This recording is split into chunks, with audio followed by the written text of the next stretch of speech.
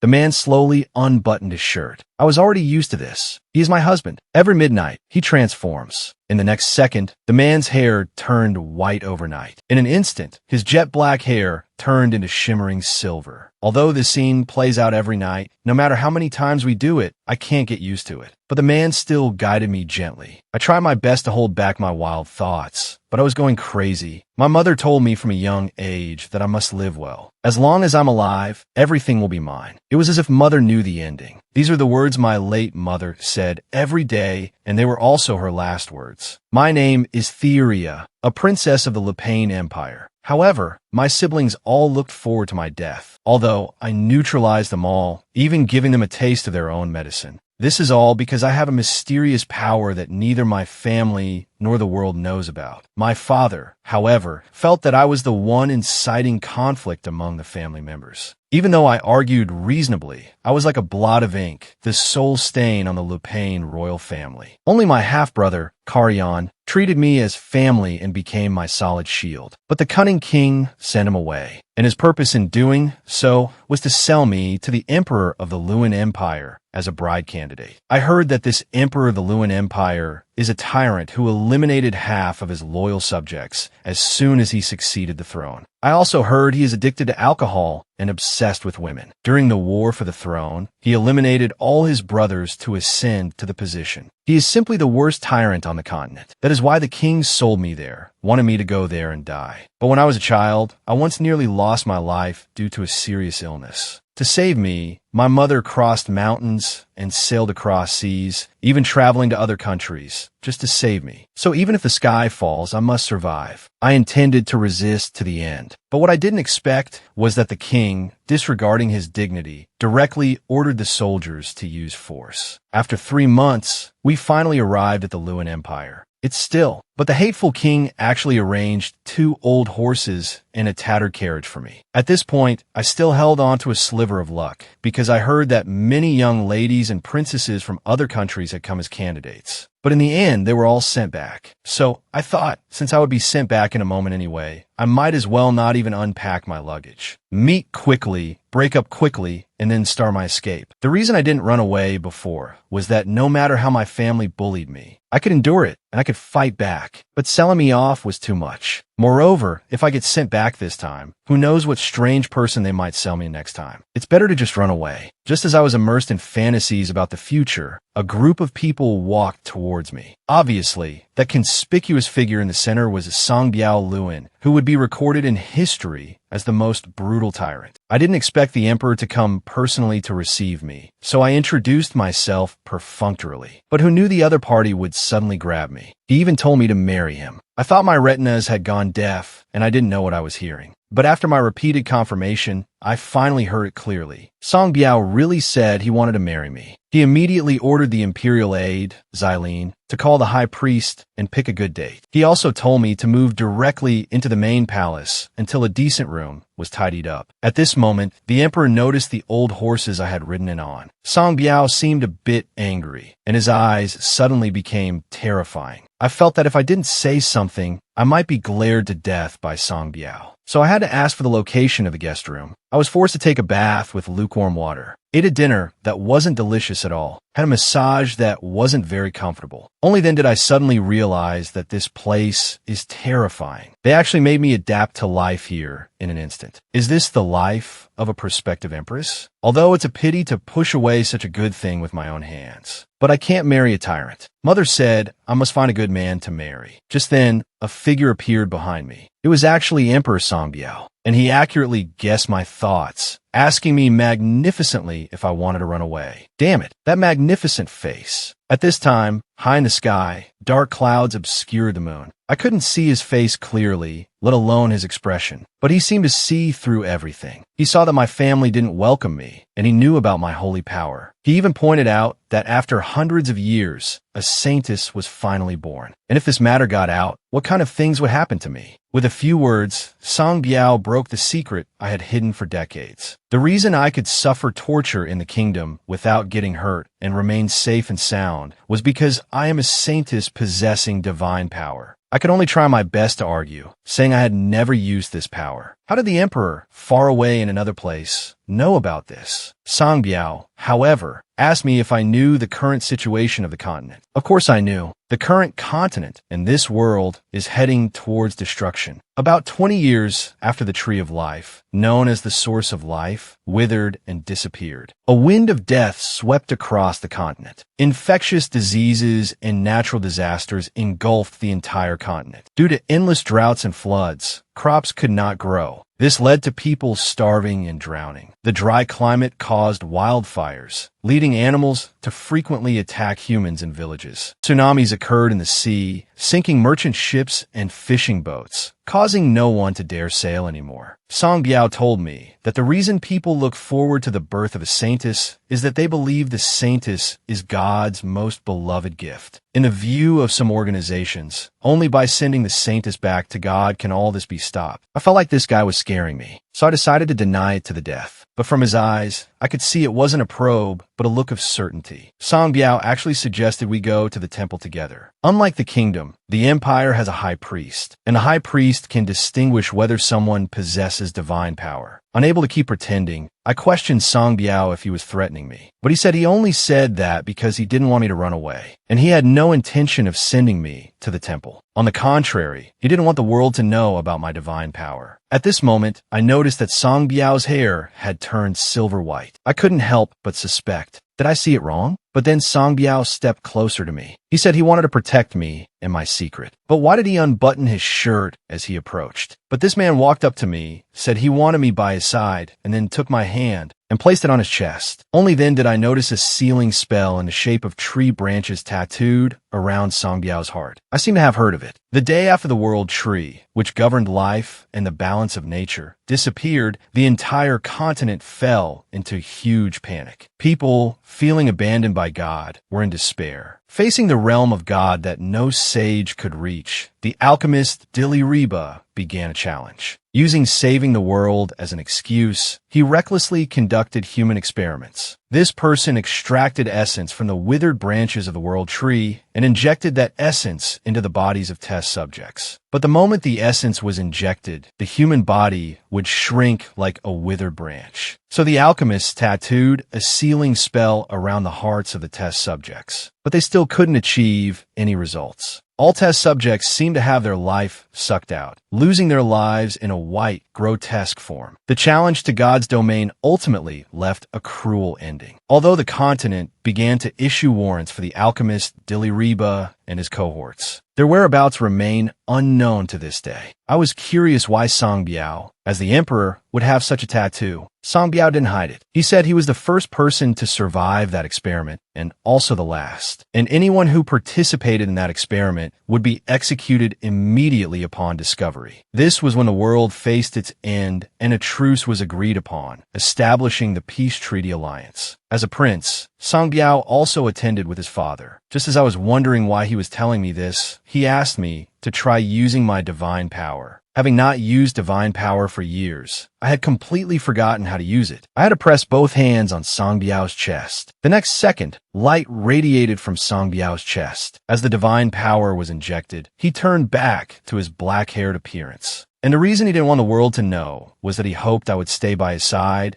and heal him with divine power every night. I'm dying. That aide named Xylene is truly hateful. He actually prepared everything so quickly. The wedding is about to be held soon. The emperor, too, not only sending all kinds of jewelry, but also sending gifts every now and then. I'm even living in the Damascus Palace, the place connected to the World Tree. Actually, I don't dislike these things. I'm just afraid that after enjoying luxury, I'll go back to the days of starvation and torture. But having reached this step, I can only choose to trust Song Biao. But I really didn't expect Song Biao to be a survivor of that experiment. Thinking back, he even told me not to worry about him, that his health is fine. It's just that at night, the sealing spell reveals itself and his hair changes color. The reason he hasn't been discovered all this time is that he used rumors of locking himself up to drink heavily every night. But as time passes, this trick won't work much longer. Moreover, he can't let the high priest know. Therefore, he needs me. He needs someone who can keep the secret together. But if I help Song Biao hide it, I will also become an accomplice. Once Song Biao is discovered, I will also be executed. Just as I was hesitating, he told me that after becoming empress, I would possess power greater than I imagined. For example, making the Lu Pain royal family kneel at my feet and play the clown. Hearing this, I agreed to cooperate without hesitation. It must be because I am too kind-hearted. Seeing Song Biao so sincere, of course I had to agree. Now, because Song Biao needs me, he definitely won't kill me. And I hold his weakness, plus with the holy power, there basically won't be any problems. Although I still have doubts about how he is so sure of my identity. But I've also made preparations to counter him. If I find any abnormality in life, I'll run to another country and then expose him. Besides, Song Biao said he would let me go if I just persist for a year. Just have to persist until then. For the day when those bastards of the Lu Pain royal family kneel at my feet and play the clown, I'm going all in. At this time, the Lu Pain royal family was celebrating Theria's departure, and the king even declared, if Theria comes back alive, he would send her to King Sharon. And King Sharon is a 70-year-old old man. But at this moment, Theria's brother asked, what if Brother Carrion comes back and looks for Theria? The scene instantly fell into awkwardness. Carrion is one of the few high-level spirit summoners on the continent, and everyone knows he cherishes his sister more than his own life. The king had long thought of this. He sent Carrion to investigate the infectious disease, so he wouldn't be able to return anytime soon. As long as it doesn't reach his ears, it's fine. Besides, maybe by the time Carrion returns, they'll already be preparing for Theria's funeral. However, at this time, I didn't know what they were plotting. I only knew I couldn't quite adapt. Suddenly having a husband who is rich, handsome, and has a good figure, so perfect, although I have to watch him take off his clothes and treat him every day. By the way, why can't he wear clothes for the treatment? He kept getting closer to me, breathing hot air onto my face. I was a bit shy and a bit afraid. So I threatened him that if he did this again, I wouldn't treat him. But Song Biao told me that if I wasn't willing, he wouldn't force me. But in my heart, I was thinking, does that mean as long as I'm willing, you can do whatever you want? But I still changed the subject. Because the wedding is going to be held soon, I am really a bit nervous. But he seemed to see through my mind. He saw that I cared a lot about my family. So he suggested,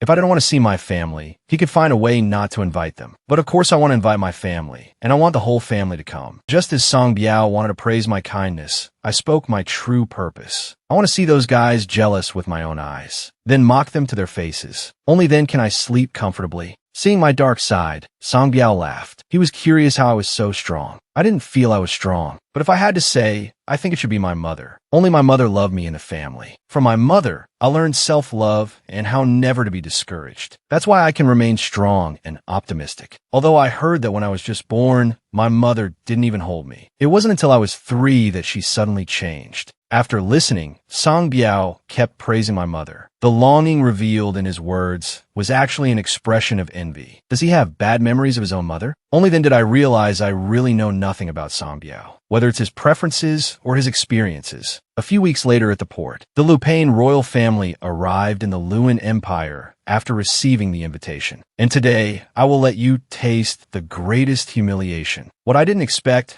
was that Song Biao started being sarcastic directly, saying the Lu Pain king only took a few weeks to come over. Yet the carriage sent over back then actually took 3 months. Could it be that they deliberately used that kind of carriage with rotting wheels to send the princess over? If that's really the case, it's not targeting the princess, but targeting the emperor who is about to marry the princess and make her empress, as well as the great empire. These words made Lu Pain sweat profusely, and after Song Biao intimidated them, he gave me and my family time alone. I was extremely happy. I couldn't wait to see the faces of these people. Sure enough, not long after bringing them back to the palace, they revealed their true colors. Father had just told them not to provoke me and not to talk to me, but that couldn't stop the stupidity of my brothers and sisters. But what I was curious about was why Brother Carrion didn't come, because the one I really wanted to see was actually him. My sister mentioned the matter of Brother Carrion investigating the infectious disease. I speculated that the epidemic might be more serious than imagined, because normally if he heard I was getting married, he would definitely drop everything and rush over immediately. At this time, several of them began to accuse me of not being worthy of becoming the empire's empress.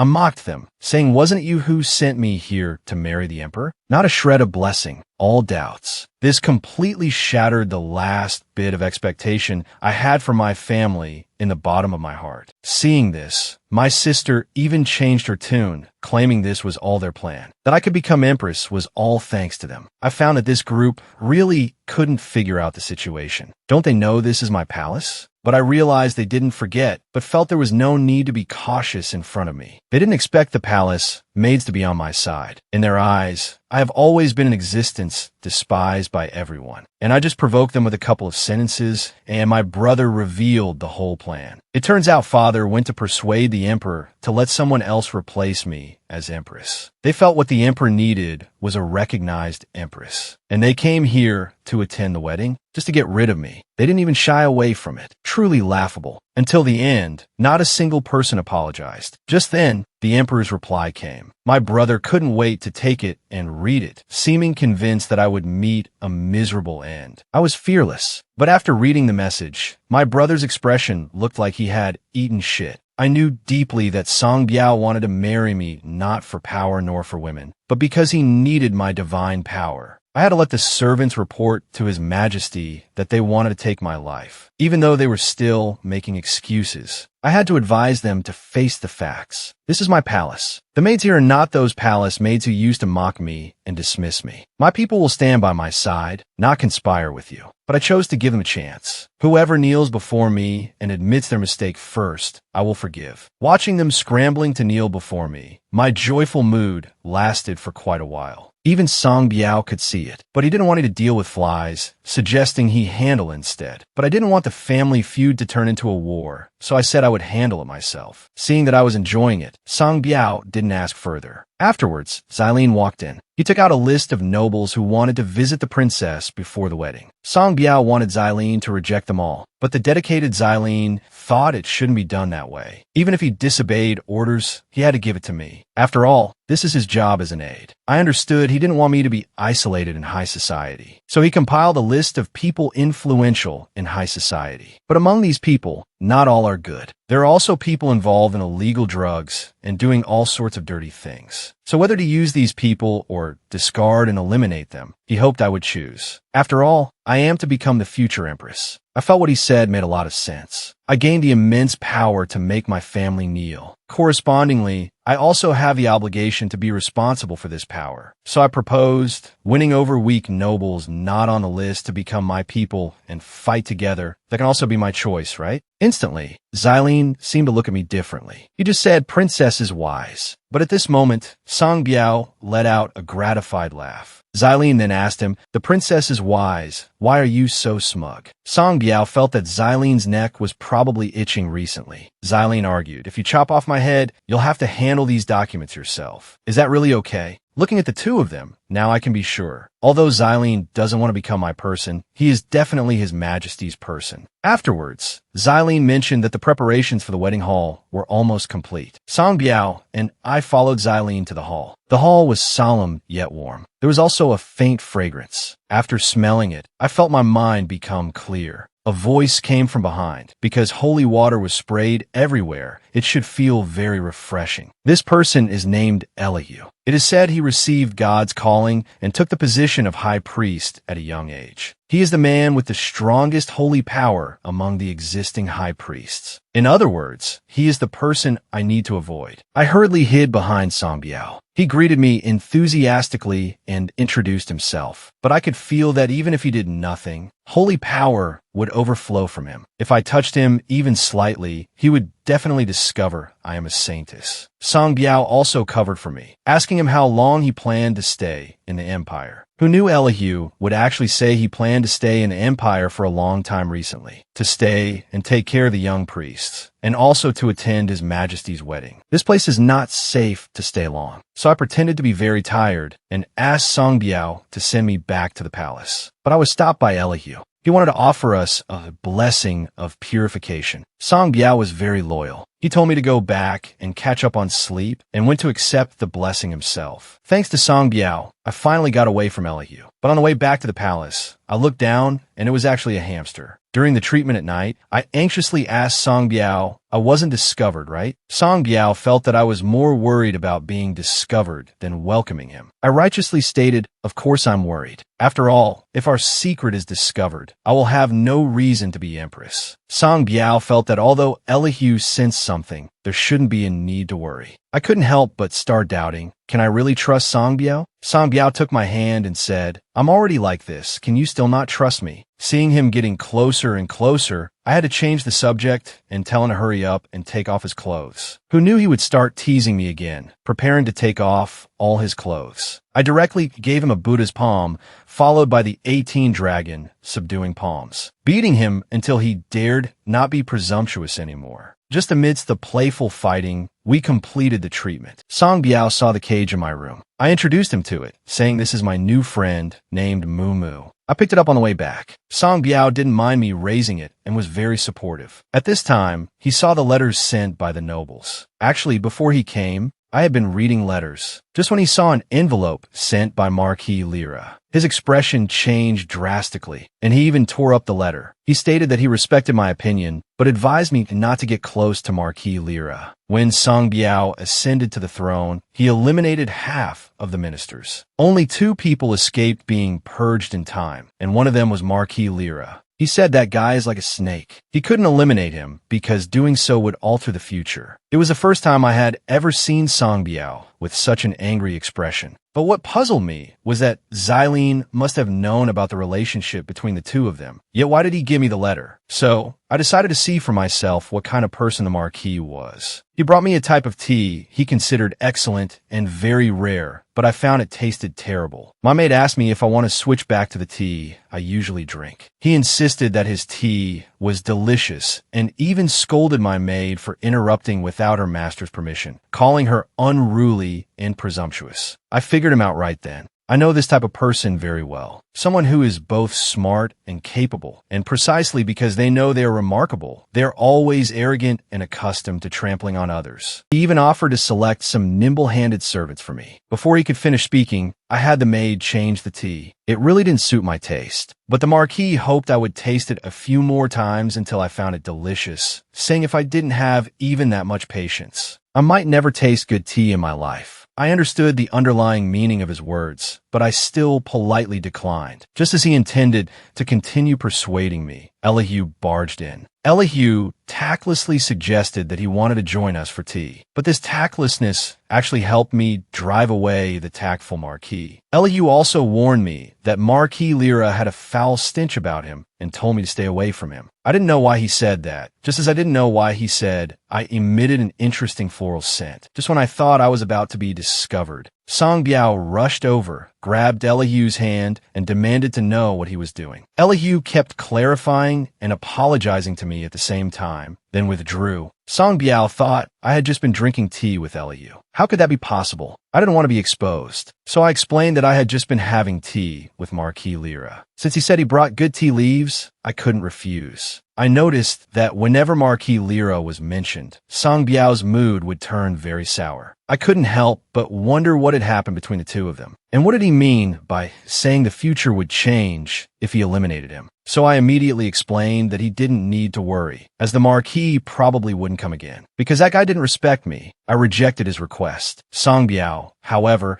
felt that it was because of him that I suffered implication and humiliation. I sternly told him that if anyone was to blame, it was the Marquis for not respecting me. How would the blame be placed on him? Don't arbitrarily treat my affairs as your own. I don't like people tying my hands and feet and solving all my problems for me. Of course, I knew the feeling of lying back and doing nothing was great, but I was afraid I would become dependent on Song Biao. I then joked, of course, I don't mean I want to solve everything alone. When I encounter dangers I can't handle, I'll dump them all on Your Majesty and run away. At that time, Your Majesty can handle the rest for me. Seeing my carefree attitude, Song Biao also smiled. He said he could always learn something from me. I politely replied that there were many things worth learning from Song Biao as well. Like what? Your well-defined abs. Late at night, Song Biao went to a dungeon. Inside the dungeon was actually a woman, and Song Biao actually called her mother. The woman looked incredulous. Song Biao knew she was surprised by his hair color, which was as pitch black as the night. And the culprit who turned Song Biao into a monster seemed to be his mother. Song Biao came to show off that he had found someone who could restore his original appearance. The next day, Xylene came to report the specific wedding arrangements. After he finished his report, I asked the question that had been on my mind: why did you recommend Marquis Lyra to me? And his reason was actually that there was no reason. He simply selected influential people in social circles. Even if they didn't get along with His Majesty, state affairs shouldn't be mixed with personal feelings, and power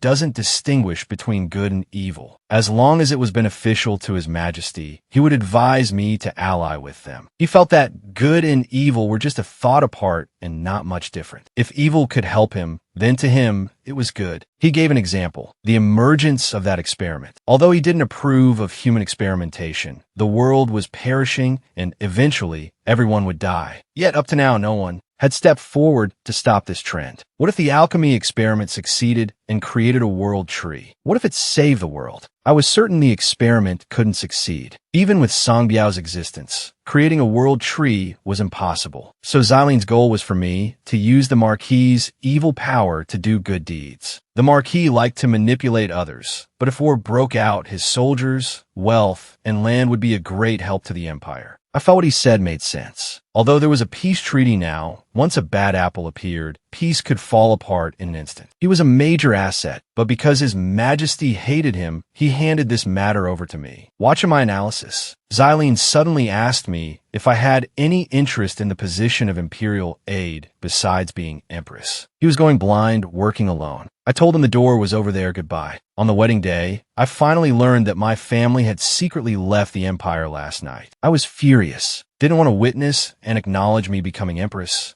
I swore I would make them come to the empire frequently for all sorts of trivial matters in the future. With Elihu's announcement, the bride enters. I walked into the solemn hall. My future husband, Song Biao, and I looked at each other. May the two of you seal your vow with a kiss, that you will love each other forever. Only then did I start to get nervous. We're not really going to kiss, are we? Our marriage is only for 1 year. At this moment, Song Biao whispered to me, there are a lot of people watching us. Duh, this is the emperor's wedding. Then he asked me to bear with it.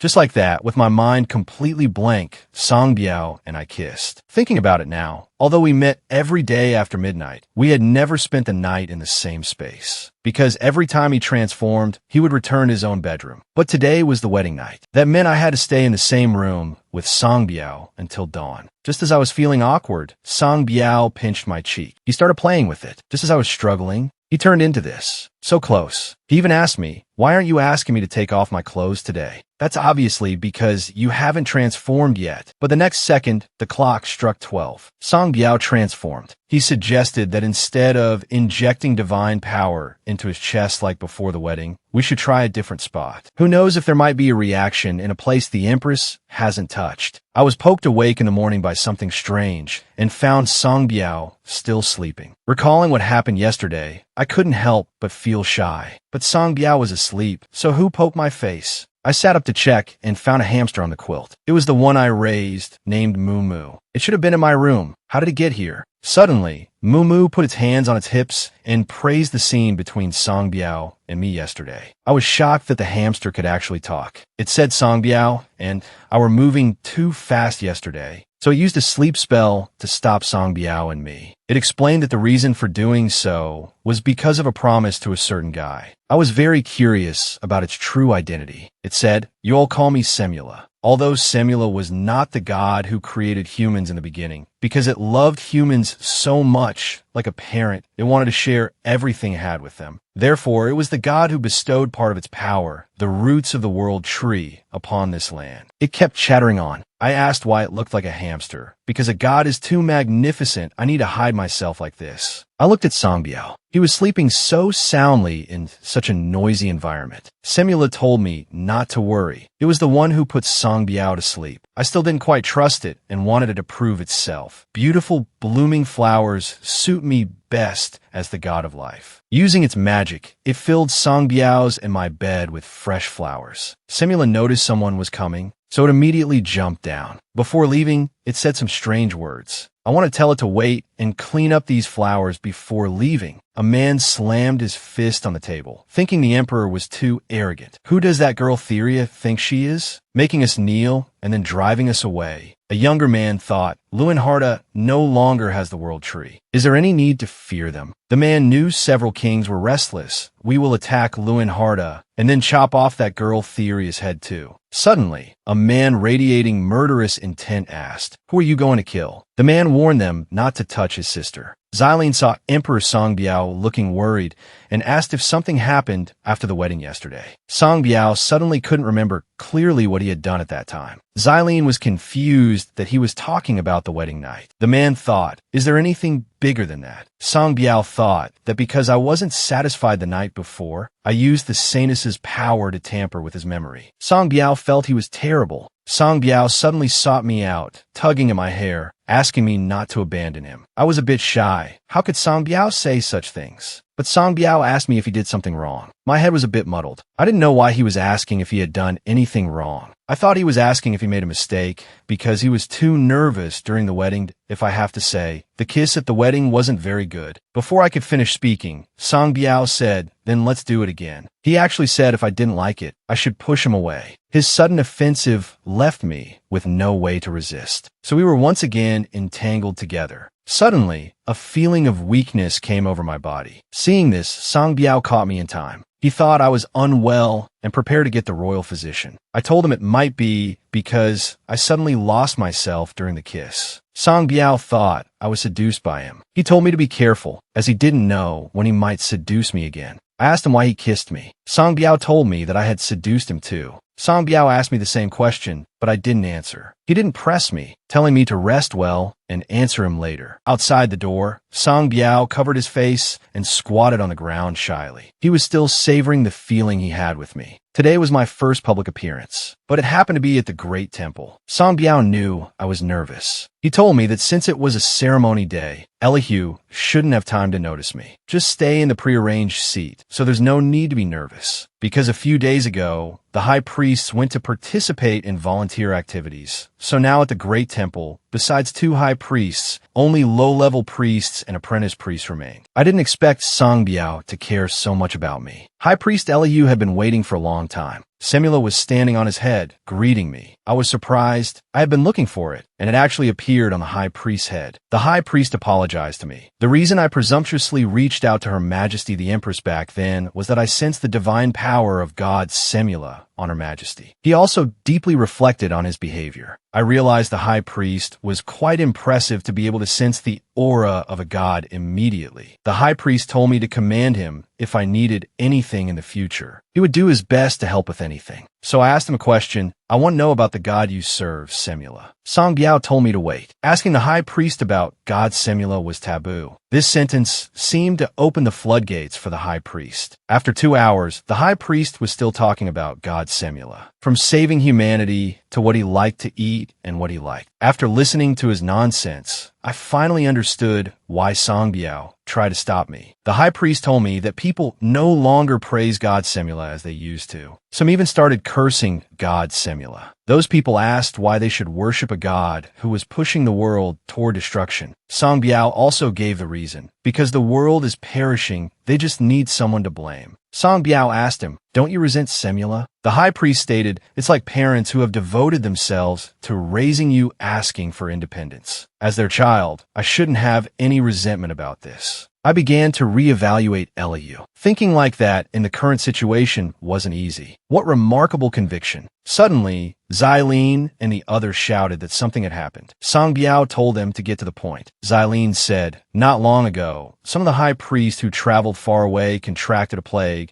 and were just sent back to the temple. The high priest wanted to know the number of infected people. They said this was the biggest problem. Hundreds of people had gathered here for the ceremony, including everyone present. There was a possibility of infection. If this continued, it was only a matter of time before the plague spread throughout the empire. The situation was critical. The high priest wanted to know how many personnel were dedicated to treatment. Xylene told him, The low-level priests remaining in the temple have no healing abilities, and the divine power Lord Elihu can use for treatment is limited. Currently, the Great Temple doesn't have enough people to treat so many. Songbiao told the high priest to seal off the Great Temple immediately. Only you, as the high priest, have the authority to seal the Great Temple. If we don't seal it now, we won't be able to control the epidemic. He also told Xylene to immediately send letters of help to other high priests nearby, as long as they get here. It will be a great help for the treatment. If this matter is made public, the people sealed in the Great Temple will definitely panic. So we also need troops capable of controlling the situation to prepare. The high priest followed Song Biao's instructions and said he would do his utmost. Song Biao told the high priest he'd better not waste his energy, or else he would be the most exhausted one when the time came. Song Biao still cared about the high priest. The high priest believed God Semula would grant him strength to help the people. He firmly believed this was God Semula's will. Speaking of God Semula, I knew the situation was urgent, but I still wanted to ask, where did the hamsters standing on Elihu's head just go? Song Biao and the others thought I was scared silly. The high priest explained he brought it along because it was cute, but now he didn't know where it went. Although asking this question at a time like this was abnormal, as long as I found that hamster, solving this problem should be easy. Song Biao suddenly hugged me, telling me not to feel uneasy, saying he would be back soon and to stay here first. I patted him and told him not to worry. Just as they were about to leave, I told Xylene,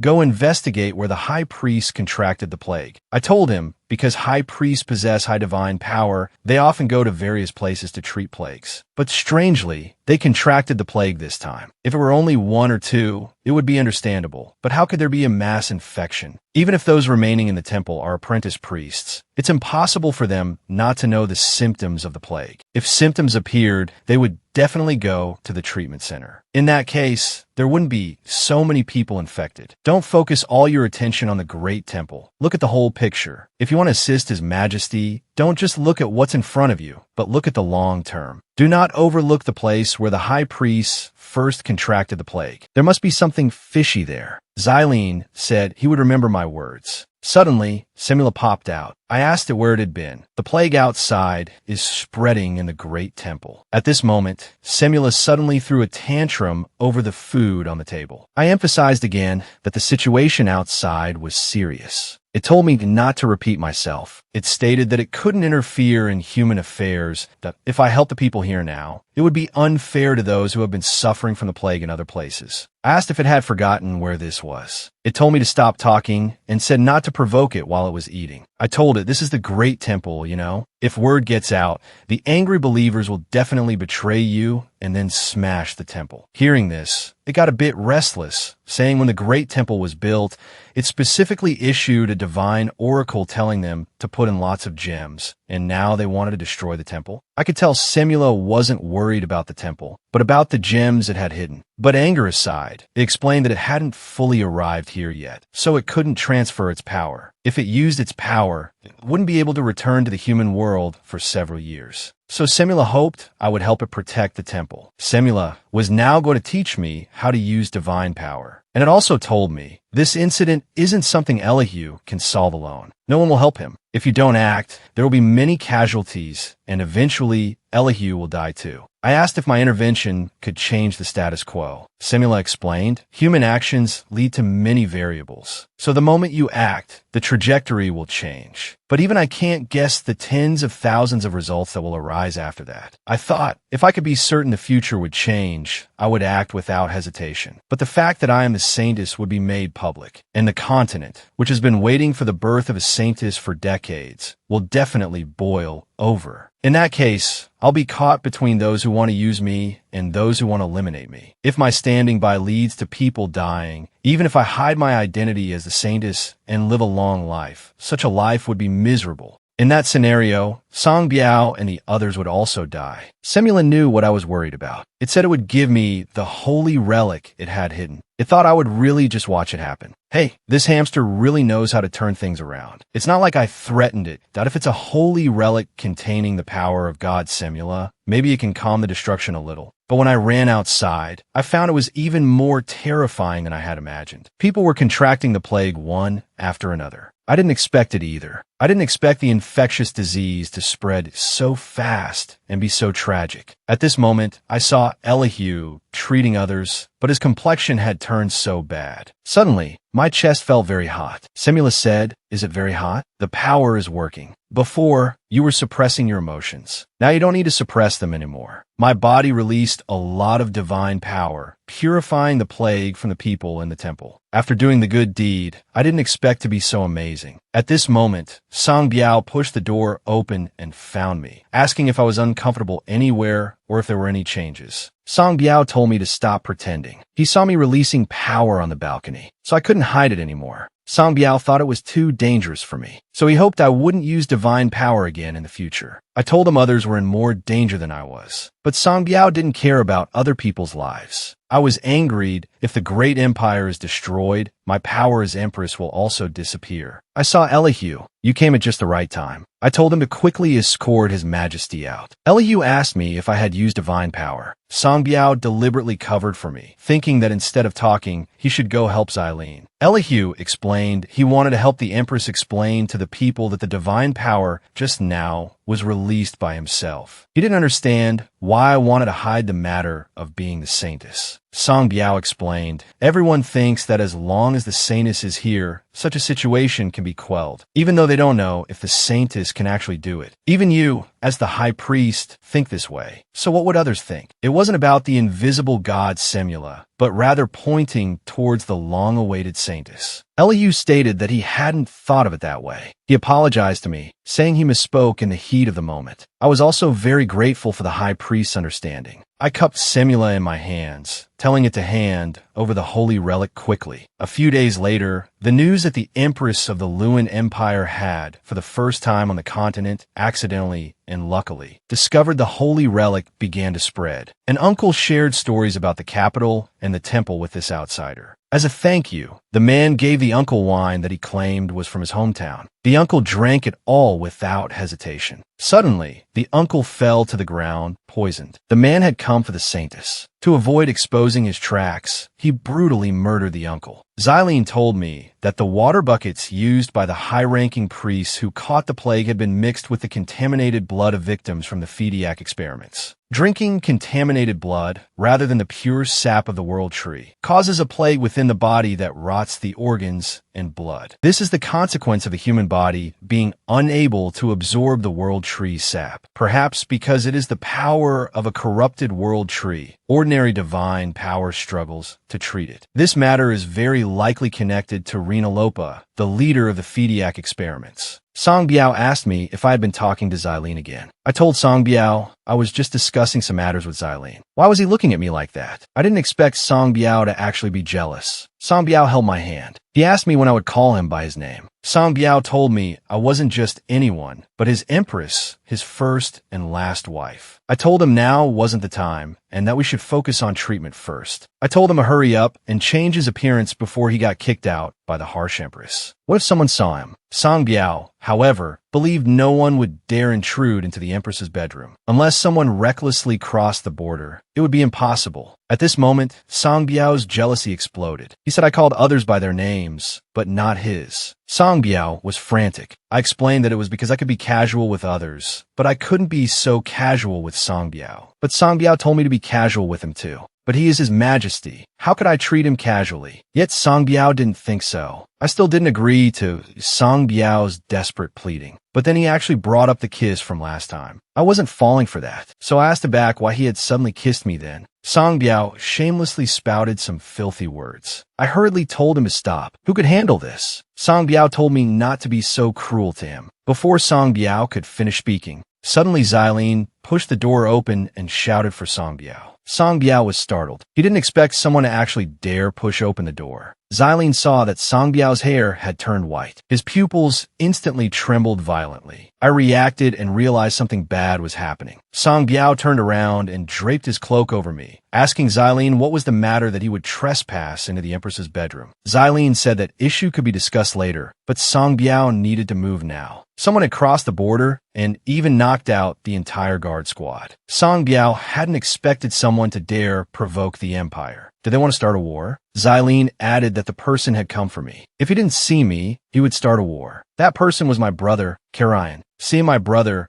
I excitedly hugged him. Brother said he was late because he had been investigating the infectious disease. I asked him why he didn't come to the wedding. He should have completed his tasks properly. Brother said he had only heard about my marriage recently. He came immediately to confirm if it was true. Brother believed this was an invalid marriage. He told me he had heard many rumors about the tyrant of the Lewin Empire. He wouldn't let me stay married to that kind of tyrant. I stated that I had been married to Song Biao for a long time. Brother suddenly started blaming himself. He shouldn't have left me at home back then. Looking at it now, he shouldn't have done that. He worried if I was being bullied by that tyrant. Song Biao said there were too many eyes and ears here, so we should go inside to talk. Brother suddenly used his ability, indicating he wouldn't go in with a smile. Song Biao saw that my brother was a high-level spirit summoner who could control water, a truly rare talent. It was a pity for him to stay in the Lipain kingdom. Song Biao warned him that he was holding back out of respect for the empress, hoping he would stop while he was ahead. Brother thought he was bluffing. He told Song Biao not to use that mouth to call his sister empress. He claimed cutting off Song Biao's head right now would be easy for him. Although I expected my brother might get angry, I didn't expect him to break into the palace alone and declare war on the emperor. It was too outrageous. I advised my brother to calm down. We couldn't just do everything my brother said. Song Biao found this scene somewhat familiar. I comforted Song Biao.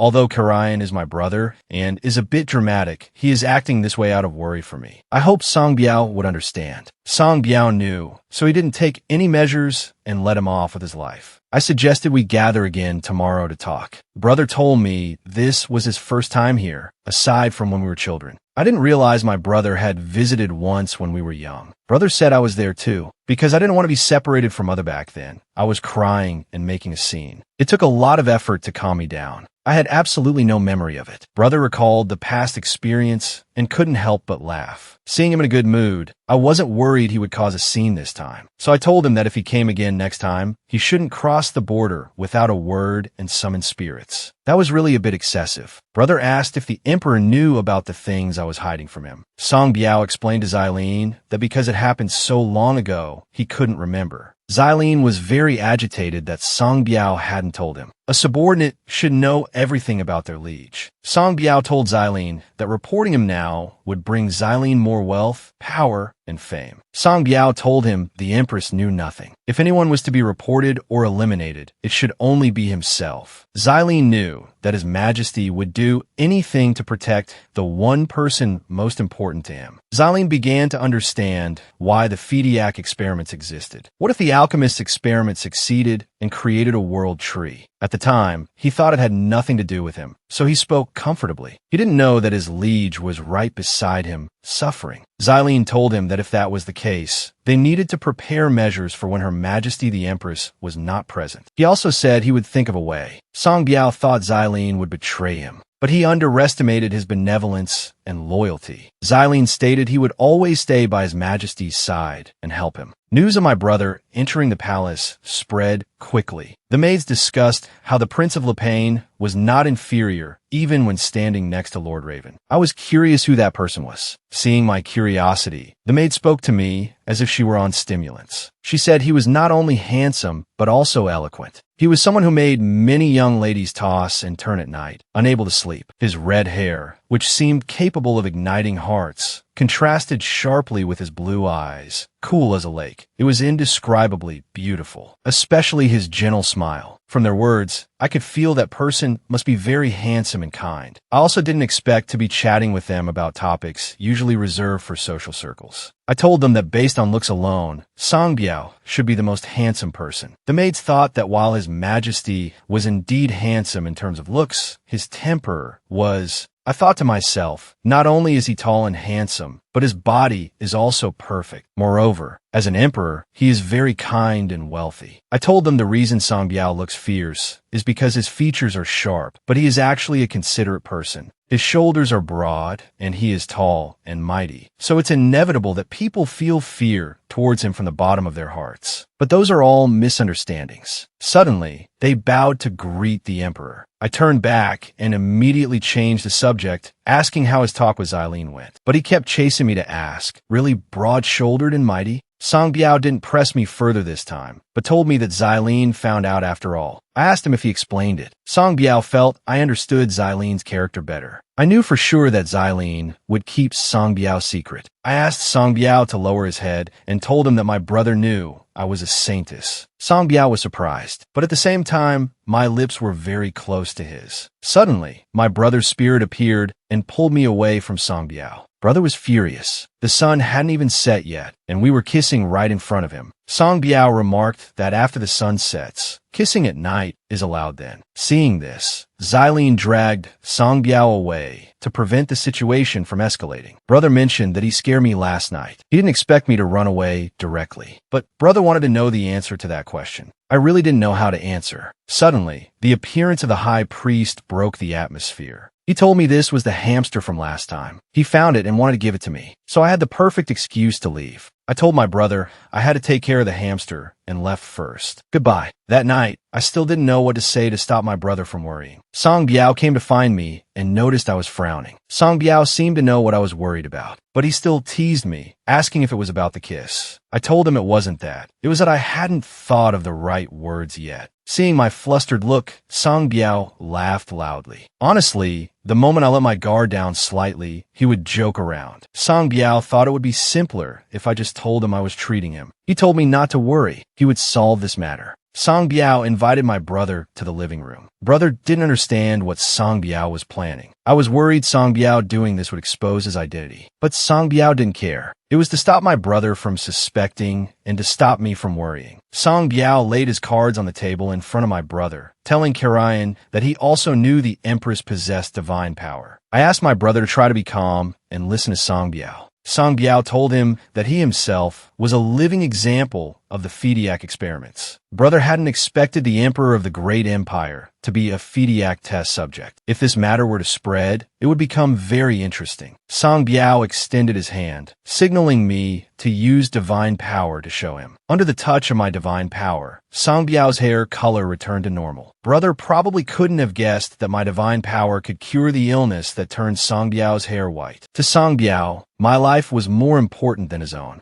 If others found out about the Saintess, it would inevitably trigger a war. They would adore the Saintess at first, but before long, they would want to use the Saintess to satisfy their own desires. Brother questioned Song Biao, asking if he wouldn't do the same. Song Biao stated he had long planned to possess her and break her arms and legs so she wouldn't dare think of escaping. I exclaimed that Song Biao was a lunatic. Song Biao explained that if he really did that, the prince wouldn't be able to see the Empress either. Song Biao told him to trust him. The Empress was safest staying here. All the power of the great empire's emperor would be used for the Empress. That was the only reason. Song Biao believed that if he did anything to put the Empress in danger, his secret could be made public at any time. I had a question. Since when did my brother know I was a Saintess? Brother explained that when we were young, he accidentally saw me fighting with others and rolling down the stairs. Just as he was going to save me, he happened to see the wound healing rapidly. At first, he thought his eyes were playing tricks on him. Because no one paid attention to me, no one else discovered it. I didn't expect my brother to have known since childhood. And why did he keep it hidden from me until now?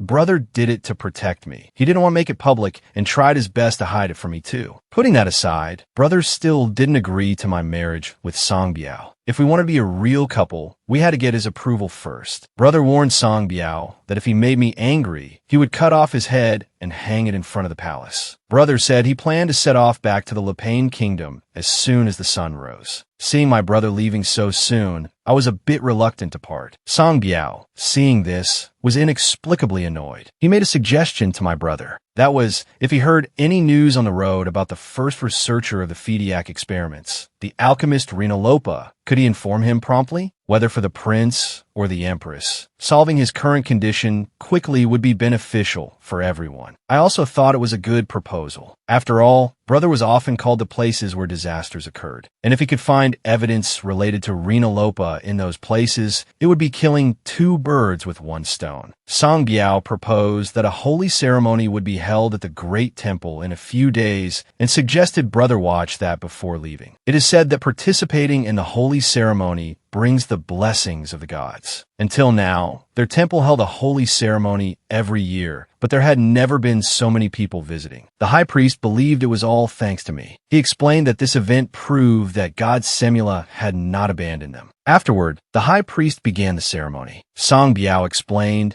that it was also his first time attending the holy ceremony. Because every night, Song Biao worried he would suddenly transform, he never dared to come out. But he rejoiced that I was by his side accompanying him. My heart was deeply touched by his words. Semula, seeing this, was also moved. So with a wave of its paw, the high priest and the common people all received the blessing bestowed by Lord Semula. I was confused. Didn't it say it couldn't use its powers? Semula stated that this could neither cure diseases nor save people. It was merely a blessing that allowed people to have good dreams. Because this night spent together by everyone was a good dream. The spy caught in the dungeon, responsible for the plague, was willing to confess. He said that by spreading the infectious disease in the capital's great temple, all the empire's guards would concentrate their efforts on sealing off the great temple. All the ministers would also be focused on the epidemic and have no energy to manage other matters. Xylene asked him what he intended to do during that time. The man revealed that the alchemist Reno Lopa planned to take that opportunity to enter the capital. Song Biao and the others were greatly shocked to learn from Xylene that the alchemist Reno Lopa planned to enter the capital. Song Biao stated he would send more men to guard the empress. Brother also agreed with this. No matter what, he wouldn't let his sister suffer any harm. Xylene, however, believed that the more guards Her Majesty the Empress had, the looser the palace security would be, which would only be more dangerous. Song Biao told him to find Mr. Tainan then. The heroine recalled seeing his name in the record she read. She thought Mr. Tainan must be the swordsmanship teacher of Luan Empire. But Xylene didn't think Tainan would obediently come to the palace as ordered. And if he were forced to serve the royal family, he might even try to end his own life. It turned out Song Biao's swordsmanship was taught by Tainan, so he knew him well. Moreover, he had used a sword all his life, but now had no place to use his skills, so he had fallen into spending his days with alcohol. Xylene told him that he had been summoned many times before to serve as the general manager and grand commander of the Palace Knights. But he refused every time. Song Biao stated that if he refused this time too, even if it meant using imperial authority, he must be kept by the Empress's side. Brother told his sister he was leaving today. He also told her if she couldn't bear to part, she could go back with him. Xylene told him that Her Majesty the Empress would soon be busy preparing the welcome party for the Emperor and Empress of the Italia Empire. The heroine expressed she didn't understand welcome parties well, because this was a party where the heroine would host the visiting empire as the Empress. The scale would be huge. Moreover, this would be her first public appearance after marriage. So she turned to look at Song Biao, seemingly wanting his help. Song Biao, however, indicated he didn't understand much either. The heroine looked at her brother again. Because Elihu only focused on work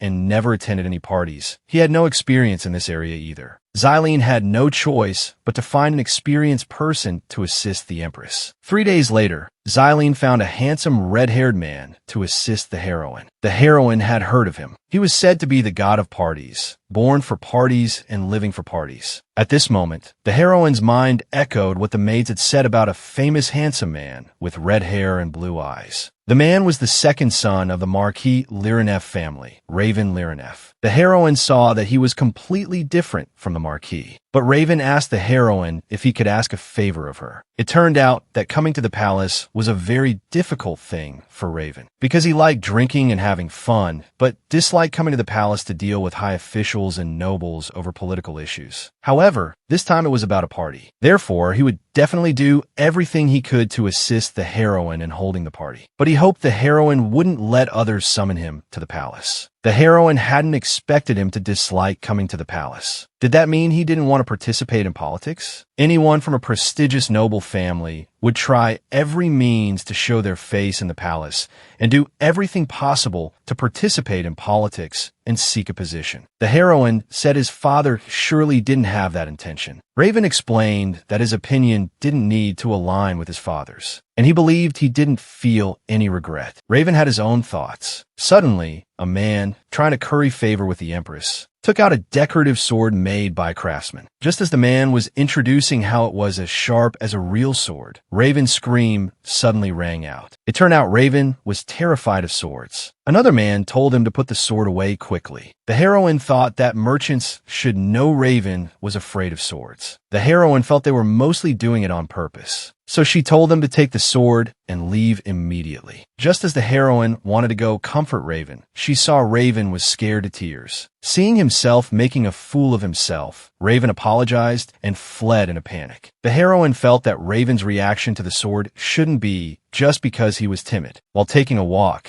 the heroine asked them if the Marquis Lyranef family had two sons. Bi-Fi told the heroine that Lord Raven indeed had an older brother, but she reminded the heroine that asking about the eldest son of the Lyranef family in social circles was taboo. Although not explicitly forbidden, it was a rule everyone tacitly accepted. The heroine didn't understand why, until Bi-Fi revealed that it was because the eldest son of the Lyranef family died at the hands of an assassin. That incident could be said to have shocked the entire empire. After all, the victim was from the prestigious Marquis Lyranef family. It is said that on a quiet night, someone secretly sneaked into the eldest young master's room, brutally stabbed him to death with a sword, and then fled. And it just so happened that Lord Raven, who was with the eldest young master that night, witnessed the entire process of his brother's murder with his own eyes. The heroine wanted to know if the culprit was caught. Bi-Fi explained that because someone reported seeing the alchemist Rena Lopez somewhere that day, most of the Lyranef family soldiers happened to be away from the estate that night. Therefore, only Raven saw the assassin. Since Lord Raven was still young at the time, he had no leeway to confirm who the masked assassin was. So the reason Raven is afraid of swords is that the incident created a psychological trauma for him. Since then, he has been unable to look directly at a sword. When he was young, Raven was good at using a sword and could have become a knight commander in the future. But after that incident, he never touched a sword again. Theria didn't expect that it would make him think of both things at once. That night, Song Biao came to find Theria and noticed she seemed a bit unhappy. Song Biao wanted to know what exactly had upset his empress. Theria wasn't sure why he was holding her hand like this. Song Biao thought that holding her hand like this would calm Theria's mood better than squeezing a pillow. Theria found it amazing that it actually calmed her mind instantly. Song Biao wanted to know what happened today. Theria, however, said she was just too tired. But Song Biao mentioned hearing that she met with people from the Merchant Guild today. Theria remembered that Song Biao disliked Marquis Lyranef, so she hurriedly explained that Raven's character was completely different from Marquis Lyranef's. Song Biao wanted to know why Theria said Raven was different from Marquis Lyranef, but Theria thought it was better not to talk about this for now. So she told Song Biao that Raven didn't like parties and seemed interested in trendy things. Suddenly, Song Biao stood up. He wanted Theria to say his name. Theria said Song Biao to him 3 times. Song Biao immediately became unhappy. He felt that Theria would call others by their names, yet she only called him Song Biao. Theria laughed happily. Song Biao was very angry, and the consequences were serious. Theria asked him where he wanted to go. Song Biao indicated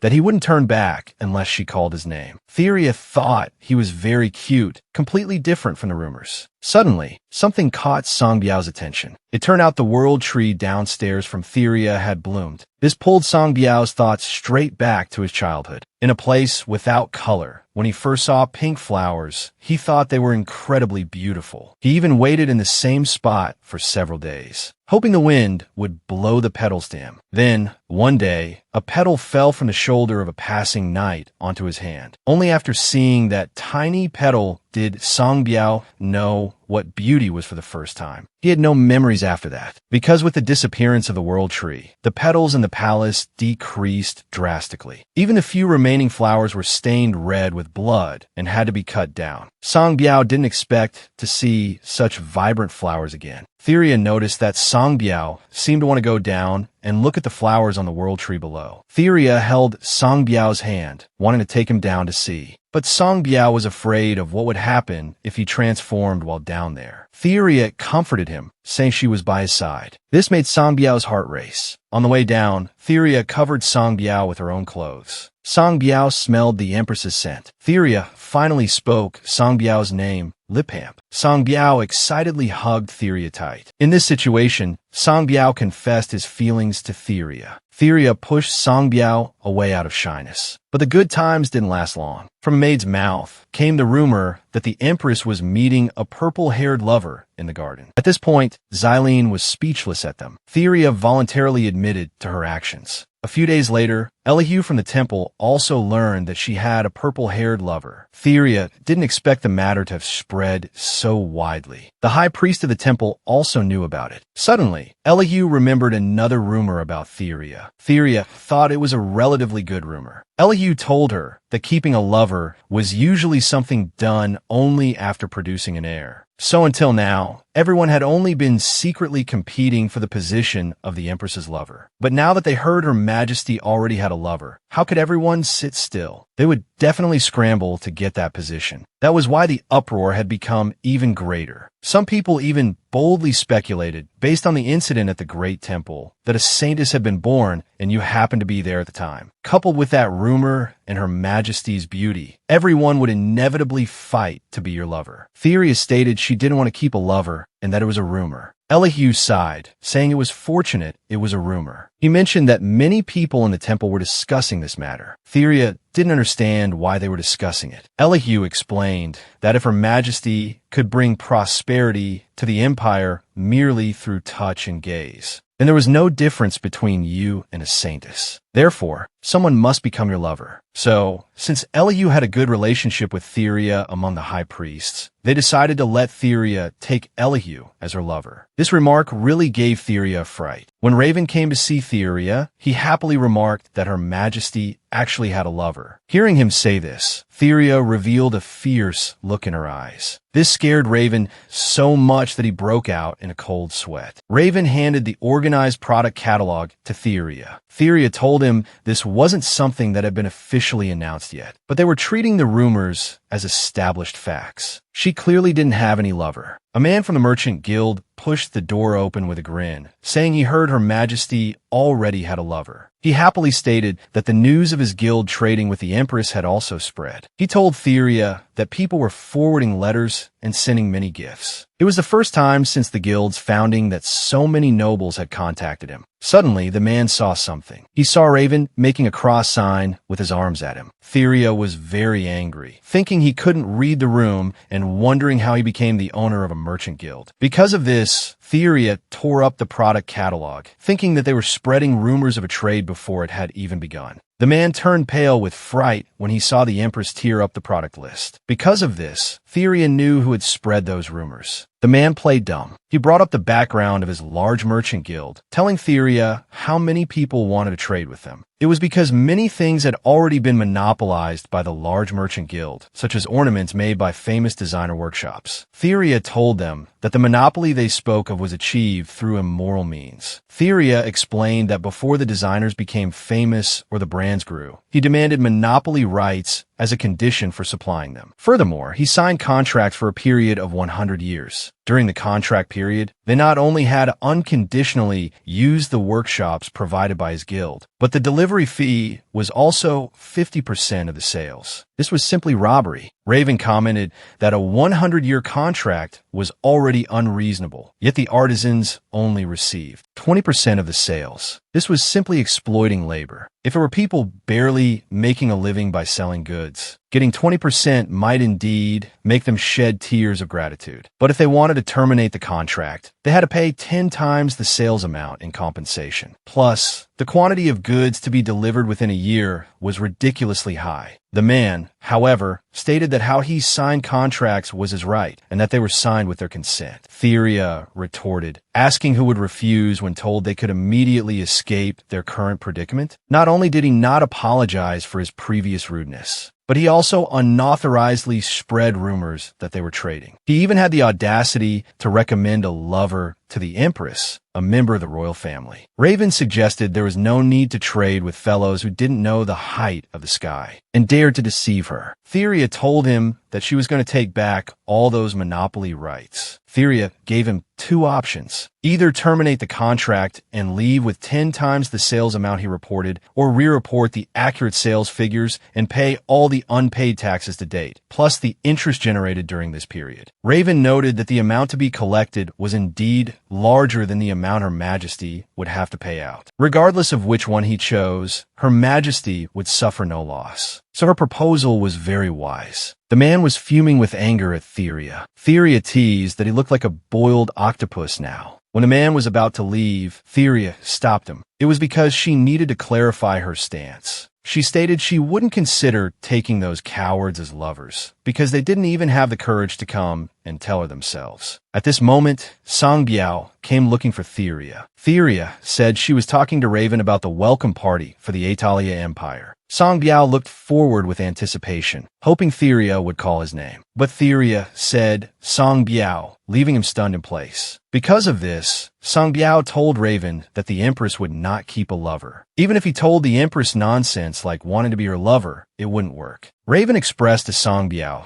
that he had principles and was not that kind of audacious person. Song Biao remarked that he was different from his father, Marquis Lirinef. Communicating with him was effortless. Xylene sought out Theria, thinking that person might be an idiot. Theria told Xylene he'd better not regret the profits he had spent days calculating seriously. Raven had calculated it accurately in just a few minutes using mental arithmetic. This made Xylene's heart surge. So he took Raven's hand and said, "You are the person I'm looking for." He asked him if he was interested in the vacant position of treasurer, but Raven had no interest in a position in the palace and left the place. Xylene felt that he didn't seem to have recovered from the shock of that incident. Song Biao, however, wasn't interested in other people's affairs. He told him that caring about Theria was enough to keep him busy. Song Biao stated that if there weren't state affairs to handle, he would definitely stay by the Empress's side without leaving a step. Xylene said he was curious how long he could endure, but didn't expect him to have endured until now. But why didn't he just tell Her Majesty directly? Tell her about when you two were young. Song Biao said he had waited for her for decades. Couldn't he wait a little longer? Song Biao wanted to wait for Theria to remember first. On the other side, Simula planned to officially teach Theria how to control holy power starting today. Simula asked her to extend her hand and told her he would attack, so she should think about defense in her mind. He asked her to try generating a protective shield based on holy power to protect her body. Use holy power to protect the body. Simula expressed helplessly, "You can't even do this." Theria awkwardly said it wasn't that she couldn't do it, but that no one had ever told her how to do it. Simula explained to her that this power wasn't just for healing. Since it was life force itself, it could not only generate a protective shield to block evil auras, but also be used as a weapon to repel evil existences. Simula told her to learn how to protect herself first, and told her to stop treating Song Biao. Theria, however, worried that his condition would worsen if she didn't treat him. Simula said there was no need to treat him every night. If she was really worried, sharing a bed with him would be enough. Thinking of this, Theria realized Song Biao's physique was indeed better than before. Thinking about how he practiced swordsmanship every day recently, she felt his chest muscles were getting firmer. Moreover, Simula told her, "Do you think he can handle it if you inject power into his body every night? He only looks healthy on the outside. How could he be fine if you inject a power of a different nature into his body every day?" He told Theria to just endure for a week, saying it was all for her own good. At this time, Song Biao also came to find Theria on time. Theria said she happened to be resting. Song Biao said she indeed should rest well. So he started to unbutton his own clothes, but was stopped by Theria. She asked him in a gentle tone if he had other things to do tonight. Song Biao was forcing himself to stay calm and think rationally. Song Biao told her there was nothing to deal with tonight, but he was puzzled why the Empress asked him this. Theria told him that if he had nothing else to deal with tonight, he should stay with her. Song Biao asked Theria to pinch him. Song Biao realized this wasn't a dream. Theria plainly told Song Biao that she planned not to use holy power for the next week. Song Biao was surprised, wondering if something was wrong with her body. Theria explained that she had been using her power constantly recently, so she needed time to recover. She told him not to panic. Song Biao indicated to Theria that he would be sleeping in this bed for the whole week then. While sleeping, Theria kept waving her hands and feet. Her strange behavior quickly caught Song Biao's attention. Theria explained she was trying to use holy power, but just couldn't do it well. Song Biao told her to just say whatever she needed, and he would help her unconditionally no matter what. Theria excitedly asked Song Biao if he remembered when they first met, the day she first used holy power. Song Biao excitedly held her hand, saying, "That day? The day we first met? Or the day the Empress first used holy power on me? Can you be more specific?" Theria, however, asked him, "Did we meet when we were children?" Song Biao felt that this was something she should find out for herself. Theria stated that her childhood memories were too chaotic. Theria explained she meant the wedding day, which was also the first day she came to the Empire. Song Biao said he remembered it all. He wanted to know what about that day. Theria said that was the first time she used holy power. If they recreated the scene from that time, maybe she could successfully generate a protective shield. Song Biao seemed shocked by Theria's answer. He muttered, "Impossible." But Song Biao didn't think too much about it. So he stood in front of Theria, intending to let her use holy power again. Song Biao unbuttoned his clothes like before. Theria teased him, asking if he was very confident in his body, which was why he stripped so decisively every time. Song Biao was indeed confident in his body, but he wouldn't strip so readily in front of others. The first step was Theria placing her hand on Song Biao's chest. Then Song Biao hugged Theria tight. At this moment, Theria's heart went thump-thump. But apart from the heartbeat, there was nothing special. So Theria felt around in Song Biao's embrace. Song Biao only felt very ticklish right now. Theria hurriedly said, "Let's forget it." Suddenly, Song Biao placed his finger on Theria's lips. He asked her if she remembered the kiss from last time. Song Biao thought it might help. Just as Song Biao leaned close to Theria's lips, a protective shield generated around Theria's body. At this point, Song Biao was dumbfounded. Theria, however, was very happy. Song Biao just felt like he was merely a tool.